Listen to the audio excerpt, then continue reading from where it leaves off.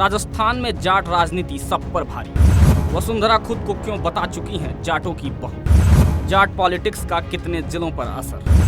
राजस्थान में इसी वर्ष विधानसभा चुनाव है। चुनाव से पहले दोनों प्रमुख पार्टियां फूंक फूंक कर कदम रख रही हैं। फिर चाहे नेताओं का पद हो, ओहदा हो या मंत्रालय जैसा बंटवारा, बड़ी घोषणाएं या सियासी फैसले, इनके जरिए जातिगत राजनीति या जातियों को साधने की सोशल इंजीनियरिंग भी अहम है, क्योंकि राजस्थान में चुनावी चौसर पर जातियों की भूमिका अहम रहती है। यहाँ की राजनीति में राजपूत और ब्राह्मणों के अलावा जाट सबसे ज्यादा दखल रखते हैं। यही वजह है कि जाटों को टिकट बांटने से लेकर सत्ता में भागीदार बनाने में भी आगे रखा जाता है। 5 बार विधायक और 2 बार मुख्यमंत्री बनने वाली वसुंधरा राजे भी कई बार इस जातिगत समीकरण का फायदा ले चुकी हैं। 2003 और 2013 के चुनाव के दौरान वो खुद को जाटों का बहू बता चुकी हैं। राजपूतों की बेटी और गुर्जरों का समधिन बताते हुए वोट मांग चुकी हैं। लेकिन चुनाव से पहले भारतीय जनता पार्टी के प्रदेश अध्यक्ष पद से डॉक्टर सतीश पूनिया को हटाए जाने के बाद से फिर से जातिगत सियासत पर माहौल गर्मा गया है। इसी बहाने राजस्थान में जाट एक बार फिर राजनीति में चर्चा का विषय बन गए हैं। तो आइए समझते हैं कि राजस्थान की सियासत में जाटों का कितना दखल है। राजस्थान भाजपा में डॉक्टर सतीश पूनिया की जगह सीपी जोशी को बीजेपी की कमान सौंपी गई है। इस कदम के पीछे पार्टी आलाकमान की सोशल इंजीनियरिंग बताई जा रही है। वर्तमान में ब्राह्मण को पार्टी की कमान, राजपूत को विधानसभा में प्रमुख स्थान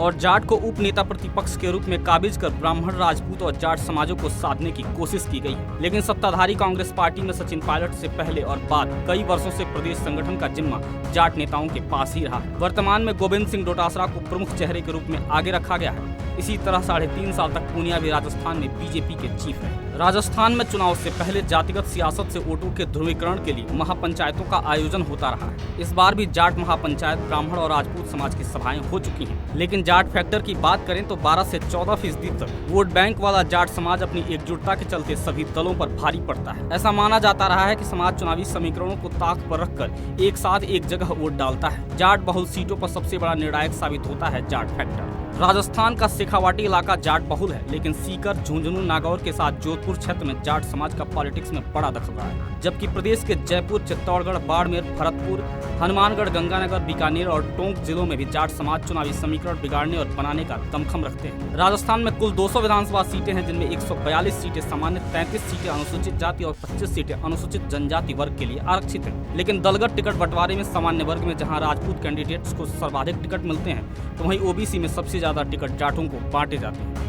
राजस्थान की विधानसभा में 15% से अधिक सीटों पर जाट समाज का कब्जा रहता है। इस बार भी 33 विधायक जाट समाज से चुने गए हैं। 5 विधायकों को मंत्री बनाया गया है। इसी तरह लोकसभा की 25 में से 8 सीटों पर जाट नेताओं का कब्जा है, जबकि पिछले चुनाव में प्रदेश में 31 जाट नेता विधायक चुने गए। Bureau report.